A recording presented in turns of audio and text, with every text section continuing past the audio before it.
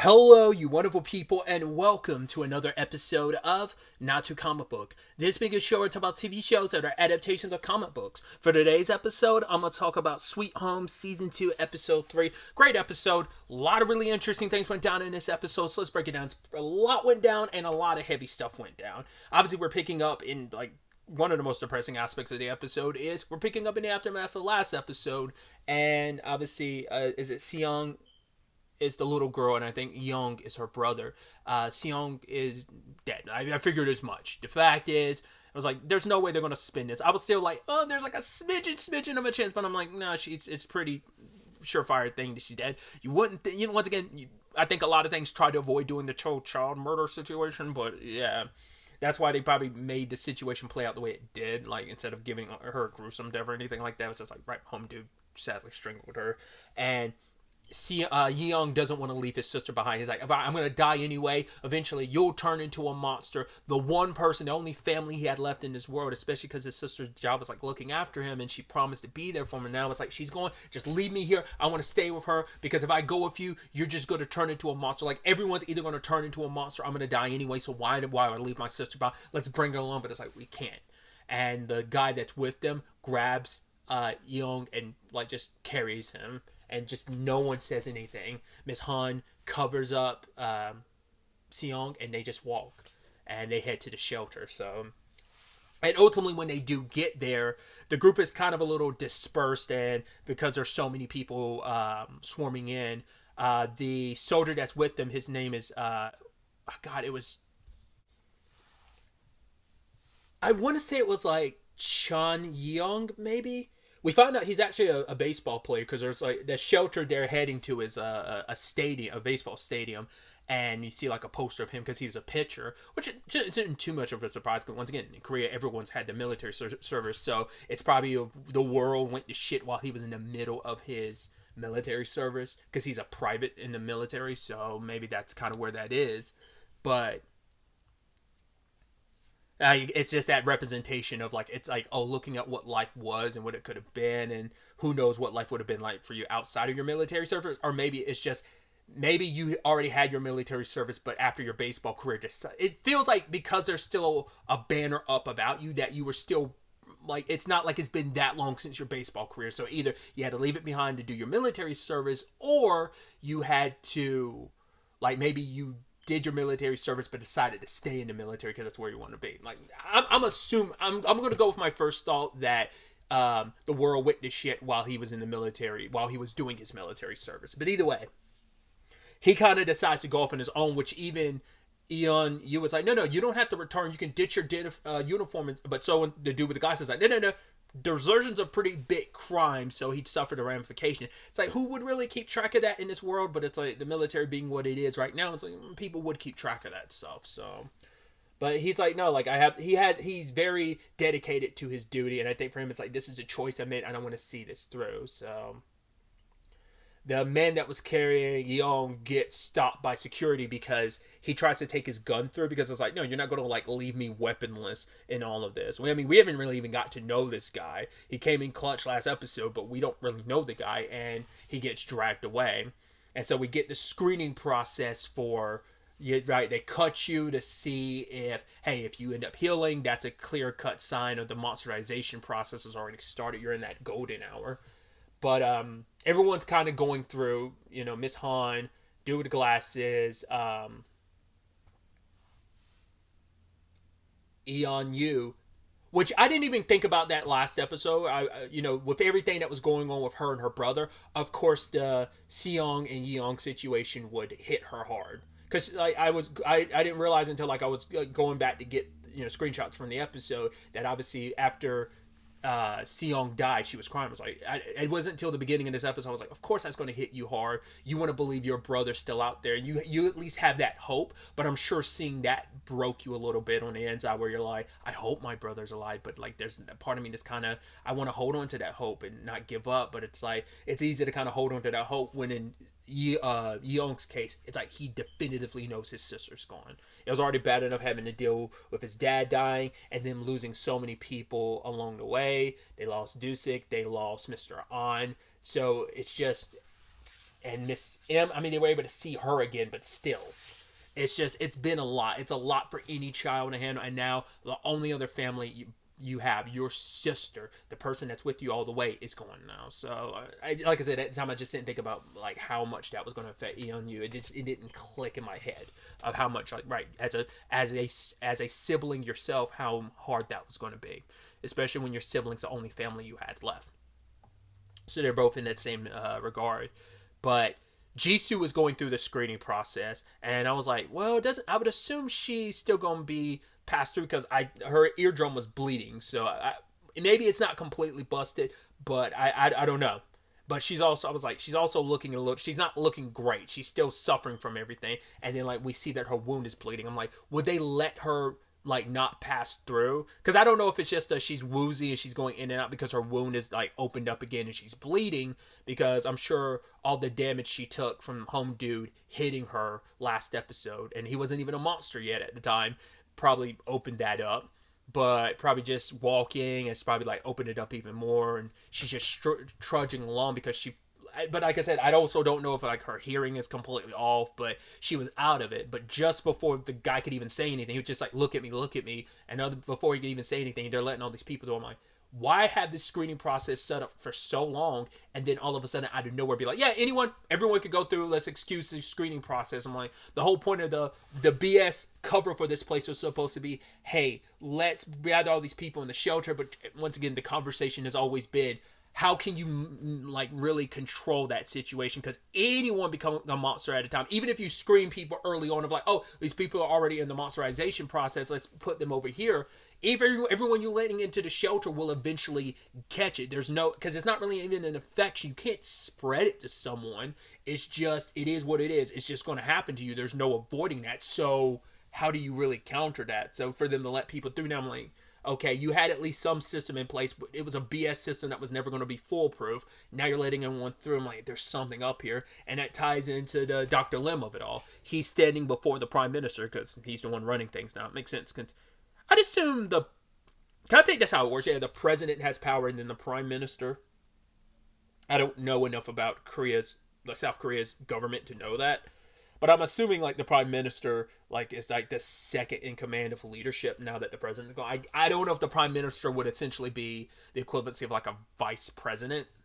Because we saw that the president, well, you assume the president's dead. I'm assuming they burned his body when he went all full monster live on air. So, but either way, the Prime Minister is the one that's kind of running things. And just like I figured, he's had enough of Dr. Lim's bullshit. It's like, hey, we gave you a lot of leeway. We need results. It never even crossed my mind that the vaccine, was it? Like, obviously that suitcase, I actually completely forgot about that suitcase storyline from last season. I was like, oh, right. Because the last time we saw it, Yi Kyung had it. And I was like, no, the military, because the military ended up taking it from her in the season finale. I'd completely forgotten about that. Even though it hasn't been that long since I saw the season finale, I completely forgot about that storyline beat. So it never even crossed my mind because Dr. Lim was like, oh, we don't have the vaccine anymore. I thought it's because, oh, some people already used it, yada, yada, yada. It's like, no, it was in the suitcase that was stolen.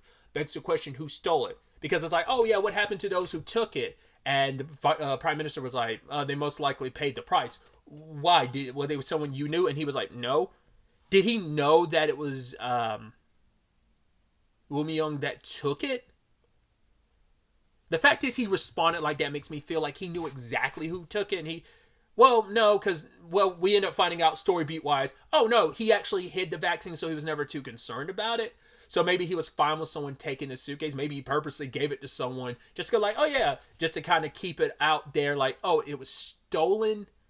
So he'd stay in his position because they'd always have him try to recreate the vaccine, yada, yada, so on and so forth. But yeah, he opens up the suitcase. He kept beating around the bush. I'm like, are we going to find out it's complete horseshit? Like, what's going on? Turns out there was a vaccine. He just hid all of it because it's like, oh, it's my insurance policy because if there's a vaccine, you're just going to kill me because But it's like, no, let me keep doing my work and we could just keep our arrangement going the way it is. But the Prime Minister was like, nah, fuck that. I might not be able to kill you, but I'm going to get the answers out of you. So shoots him in the hand. It's like, I will get the results. Where is the vaccine? He's like, fine, if you don't want to give it to me, what I'll just do is we'll basically blow up the shelter. That seems to have been their plan from the get-go. Which, once again, we got introduced to the concept of them going, as I keep referring to it as scorched earth, last season, because Woo Myung told Eon Hyuk as well as Yi Kyung about that. Like, yeah, let's kill humans and monsters because you can't really delineate between the two because eventually everyone will become a monster. Which it's also back to the point I was bringing up about the military. Why are you wilding out the way you are? Because you're doing all this service for the military and the government. You're just as acceptable to the monsterization. That's why I'm like, I don't get why you have this perspective of, oh, I'm gonna go scorch earth. His thought process is, well, we'll basically blow up all these people, we'll kill all these people, gather them all up, and then wipe them out, and we'll kind of, hey, maybe we'll build up from there. Maybe we'll finally be able to wipe this all out, and we'll kind of have a fresh start. Because he's like, hey, you said this is nature's course, didn't you, Dr. Lim? So maybe this is how things are supposed to go, and we'll kind of start from scratch. Maybe we'll get rid of it. I'm like, you're not going to get rid of it, because you bastards are definitely going to be surviving, so it's still going to exist in some shape or form with each and every one of you. Oh, funny enough, it's always the people who start shit who end up being the ones like, oh, leaving everyone else to pick up the pieces. Because, hey, it turns out the prime minister had maybe that's why he was so desperate, is because he had the monsterized. He's already started showing symptoms and he was hiding it. Very much like Home Dude from last episode. Like, you're the most desperate to find a vaccine because the monsterization process has already started and you don't want to die. You don't want to become a monster and be killed and stuff like that. So, but yeah, they set in motion to destroy the shelter. And I was like, I don't know if people on the outside are better off or the people that are already in the shelter. Probably if you're on the outside, you might have a better shot. But even that's still kind of up in the air because there's so much debris and stuff that can fall down and kill you and crush you, and the explosions and fire from there's just so much that can kill you whether you're inside the shelter or outside, because so many people were rushing into the shelter, stampeding over people. It was a free-for-all when stuff started popping off, because it seemed like the prime minister was trying to test Dr. Lim, like, oh, if you don't do this, I'll just have to go with my plan. But Dr. Lim's like, no, I was perfectly fine with it. This is what I wanted. In fact, my thought process was Dr. Lim was so okay with it. I thought he was going to be like, oh, those vaccines you're looking for? Yeah, actually, I hid them in the place that you're blowing up right now. I thought that's what he was going for. He never said anything, so we still don't know where the hell he hid those vaccines. He's the only one who knows where they are. But even he said, like, the vaccines weren't foolproof because they were still missing a factor. So I guess maybe it halted or slowed down the monsterization process, but never, like, fully cured it. Like, there is no full cure at this point in time, and that's why he's still doing his research, because he is the mad scientist that he is, and he wants to run his experiments. I think there's a little bit of that, but maybe there is also the element of we just don't have a definitive enough answer on this. Still don't even know the source of it. Once again, it's just been labeled as a curse. But beyond that, like, there's no true... I mean, they're still looking for, hey, the monsterization process, we have to look for these symptoms. Like, we don't know what's the cause of it. We just know these symptoms pop up in people before the monsterization happens. That's all we have to go on. Because at the same time this is all happening, Sergeant Tuck returns, and it turns out the entire Crow platoon is being discharged. And it's like, wait, what? It's like, yeah, they're not helping us. They're just telling us, yeah, our service is done. And so he goes to meet his commanding officer. It's like, you put this squad together, so you're abandoning us. He's like, yes. He's like, Talk, take your man, take some supplies, and leave. He's like, well, you're telling me to, like, dishonor ourselves by leaving? He's like, do whatever you have to do, desertion, whatever, leave. Which is so ironic considering, like I said, I think his name is Chen Yong, was not going to desert his position, and he came back. And now, Sergeant Talks, like, commanding officer, was like, yo, like, do this. And he was also like, don't go to the shelter. And Talk is like, what do you know that I don't know, that we don't know? To leave with my men. And it was just so confusing. And the next time we cut back to the scene, the guy's dead. I'm like, I don't think Sergeant Talk would kill the guy. He didn't. The guy killed himself because he couldn't live with what, because he knew what the higher ups had planned. This was always in the back pocket. This was always probably like their plan B in case the things, it was their nuclear option in a sense. And he knew that, like, right, like, the terrible things we're going to be responsible for killing so many innocent people just because this is our way to get it under control. But even if we did, there's no way you'd ever get it under control this way. It's just stupid. It's an asinine idea to begin with, and he just couldn't live with. He knew what it was, and he couldn't live with it. His conscience wouldn't let him live with it. But Talk, like, gathered up the squad and went to go deal with that. there's that guy amongst them. What's his name? I think he's Sergeant. Is he Sergeant Kim? I can't remember his name. He's the dude that's kind of got the biggest dissension amongst Sergeant Talk's people.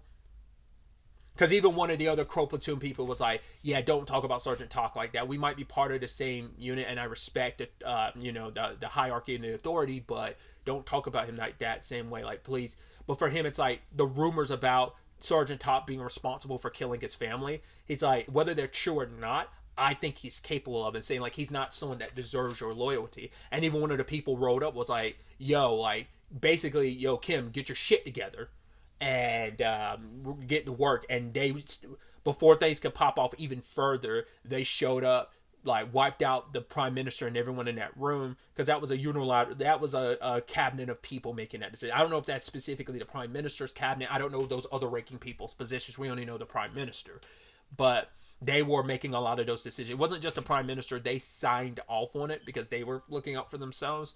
But luckily, Sergeant Talk and them showed up, killed them. And like I said, the prime minister was in that monsterization, but got burned. Talk and his people were able to stop further missile attacks, but it doesn't stop the shelter from being in the situation it was. That place, so many people got hurt, which we'll circle back to in a second. So Talk and them are like blowing up the place, and it's like, cool, get whatever supplies we can, and we're heading over to the shelter to help people. But yeah, like, there was just death and devastation around. I mean, the explosions, like I said, so much stuff was crumbling. Like, everyone got separated. We see Eonyu, and we see Jisoo's story, where that goes we'll see, and we see Yeong, but we didn't see Miss Han or Dude with Glasses, so we have no idea what happened to them. But essentially, Jisoo was, I guess she was still out of it. I don't know if it's a thing of like her, because I don't know if that was just for dramatic effect, or was it supposed to be a little indicative of, because her hearing is being affected, like she is losing her hearing. She didn't really notice Yeong until like someone bumped into her and she turned and saw Yeong, because just everything that was going on, there was so much chaos. And I think in the aftermath of last episode too, she's just like, I failed. My one job was to keep everyone safe, and it's just falling apart little by little. And she saw Yeong and she covered him, and she protected him from some rubble, but the problem is a piece of rebar got jabbed through her leg. So she's pushing Yeong to go, and Eonyu is there screaming out to her, and all she does is smile to her like, it's going to be okay. I'm sorry. It's like, it is ironic considering where that relationship started last season to where it was, that it's like, yeah, you're kind of my rival, my frenemy, and yeah, you're trying to look after me, and you've been kind of a help in a lot, and just all we do is see, like, here's some rubble come falling down, and it goes pitch black.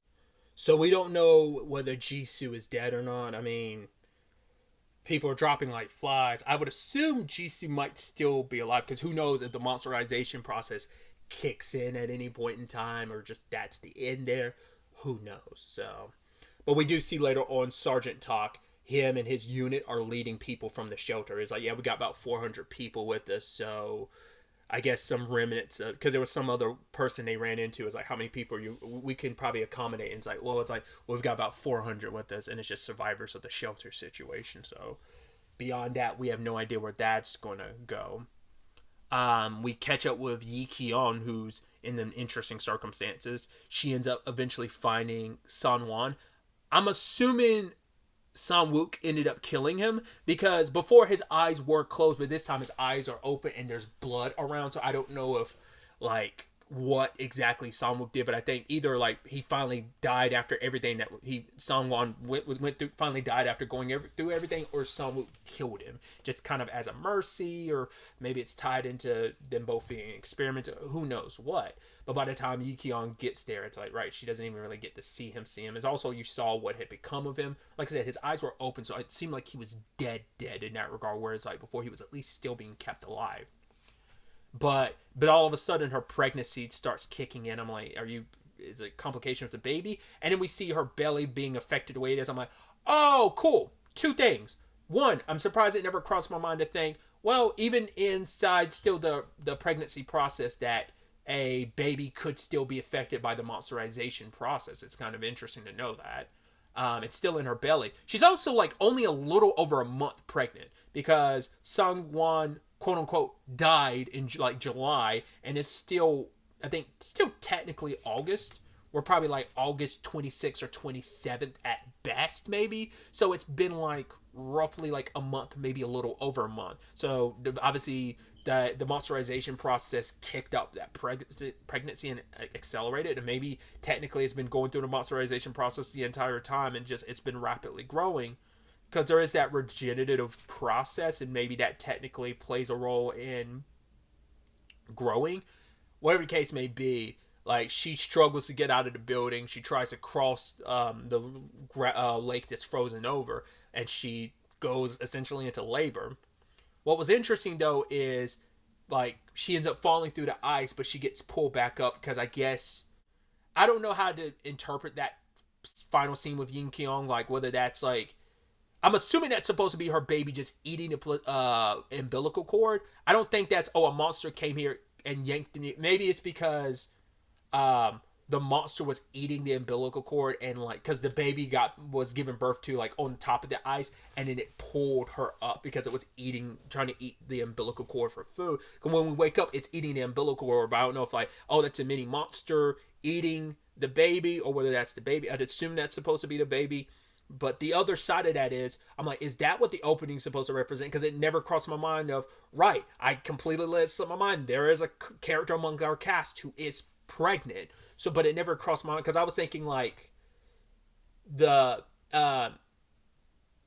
Miss M situation of the monster she became, and it was kind of a baby and stuff. I thought that's what that was going to center around, but then last episode we got Miss M, so I was like, oh, I guess that's not the case. Now I'm like, oh, so it has to, maybe it's going to all revolve around Yi Kyung's baby, because you're going to be like the first born neo-human.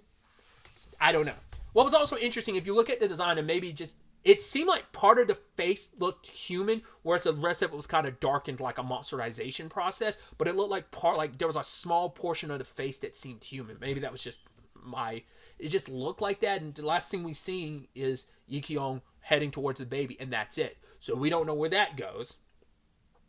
We finally have Sang-wook, or rather Woo Myung inside of Sang-wook, recovering. So I'm like, what took so long for you? I guess maybe it's the thing of, well, I did forget, like, after a while, depending on how substantial the damage is, it will take longer and longer to heal. But I guess he got enough time. Or maybe whatever he did to Sungwon allowed him to heal. But he starts healing, and he ends up confronting Hyun. It's like, right, what am I going to do? I'm going to save you, or am I going to kill you? How about neither? I'm going to abandon you because I gave you an opportunity and you turned on us. Because it's like, at the end of the day, what are you, a monster? Do you think of yourself a human?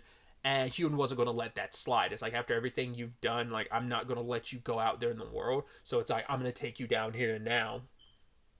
And he ends up giving into his monster side and growing that wing again. And the two of them go toe to toe. And he even says, like, right, at the end of he's like, you're a monster, admit it. And he's like, Hyun's like, yes, I am a monster. But for Woo Myung, it's like, I'm not going to even kill you. I'm basically going to leave you in your own despair. I'm going to basically petrify you and leave you here because no one's going to come and save you, nor will you be able to protect anyone because you don't have the right to be a neo-human. I'm like, is he going to take... At first I was like, are you going to take his powers? Like, can you even do that? But I guess, I mean, we're still not fully sure of what Woo Myung can do, but for him to be able to petrify Hyun like he did, like he was Medusa, like, how did you do that? Maybe, have you always been able to do that?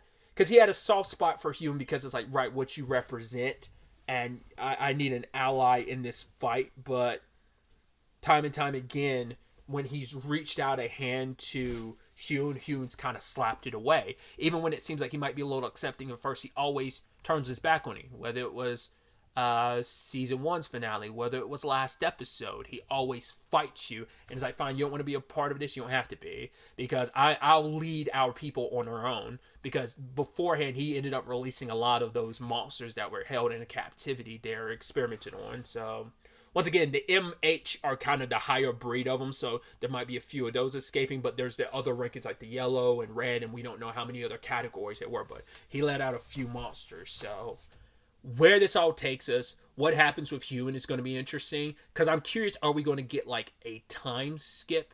If you're familiar with Hellbound, that took a unexpected time skip. Like we get, and I've only read a tiny bit of the webtoon, so I don't know, but the TV show adaptation, I'm assuming this would be true to the, it takes a perspective switch in regards. It's not even really a spoiler, but also like a little bit of a time skip. I want to say it was like maybe, wasn't it like, it might have been even 6 years. I want to say it was like 3 or 6 years. It took a good chunk like time skip, and we kind of like the back half of the season continues certain elements but doesn't others. It's interesting. So I'm curious if this is going to do the same thing. Are we going to time skip and Hugh's going to have been in that state for years? Can he break out of that? Is he going to need someone else to help him out of that? I mean, who's going to go to that facility and find him? Not unless it's someone searching that place just for the purpose of trying to find supplies or something, but you'd assume that place be tapped. But I don't know what to make of that. But he's stuck in that petrified state, and what havoc Samwook or Wumion inside of Samwook is going to do going forward with his legion of monsters, and he's going to lead this revolution of neo-humans against the humans, and there's a good chunk of those survivors. So, also especially interesting too, considering we're kind of done with there is no leadership anymore because the prime minister's dead, like all the higher ups are dead. Like only people alive are the military people who are looking after all the other survivors. So very, things were bad before. It's like even more desperate now. Maybe it's better not having the prime minister, considering they were willing to go as far as they did. Once again, it's just a sad thing of those people don't have to live to suffer the when people in this series never living long enough to suffer the ramifications of the choices that they make. You know, they almost kind of get the easy way out because they don't have to suffer the ramifications. So, I don't know. It's definitely going to be interesting to see where the next episode takes us going forward with all of this. But really, that's all I want to talk about. So the next time we meet, be happy, be safe, live life to the fullest, and enjoy it. Good day, and goodbye.